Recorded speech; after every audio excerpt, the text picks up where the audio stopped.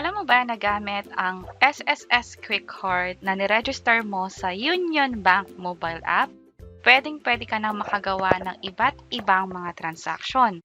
At ang isa na dyan is ang pag-load. Hindi mo na kailangan lumabas. Instead, gamit ng cellphone mo, maloloadan mo na yung sarili mong number or kahit anong number, katulad ng Smart, Globe, at marami pang iba. Bali, nakapag-open na pala ako ng Union Bank mobile app. Kung ang tanong nyo is paano mag-register ng SSS Quick Card online sa Union Bank, meron kaming ginawang step-by-step tutorial guide kung paano gawin yon.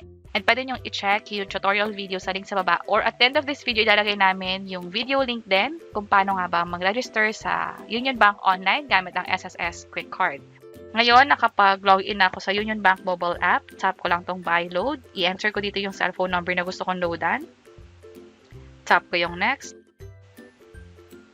And pipiliin ko lang kung saan manggagaling yung pambayad. So, ito yung quick card ko. Tap ko yan. Magkano yung gusto kong i-load? Let's say, gusto ko ng 10 pesos lang. Tap ko yung next. Oops, hindi pala pwede ang 10. Minimum niya is 15. Ito yon. Tap ko na lang yung next. And purchase load, 15 pesos. Walang additional charges sa pag-load. Tap ko tong purchase load, 15 pesos. Hintayin ko yung code na ma-receive ko sa phone.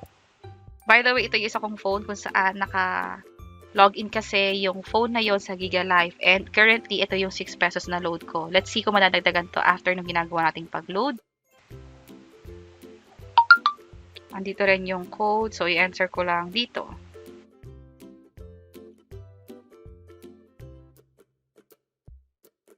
Ito na, nakapag-purchase na tayo ng load. Naka-receive din tayo ng mga text messages about this transaction. Dito naman sa Giga Life, let's see kung mag-update na yung load ko. Dapat maging 21 na to. So, mabilis mag-load. Walang additional charges. And gamit lang yung cellphone mo, hindi mo na kailangan lumabas. Nakapag-load na tayo sa cellphone number. Ganon ka-convenient gamitin ang Union Bank mobile app na nakalink yung SSS Quick Card.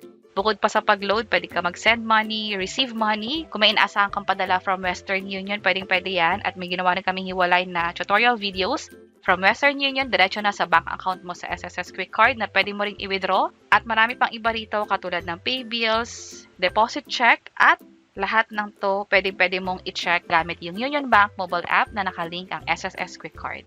Sana nakatulong tong video na to. Kung pakiclick ang like button and para sa iba't ibang mga tutorial videos, pwede nyong i-check itong mga nasa baba. Sana makatulong and see you sa mga next videos. Bye-bye!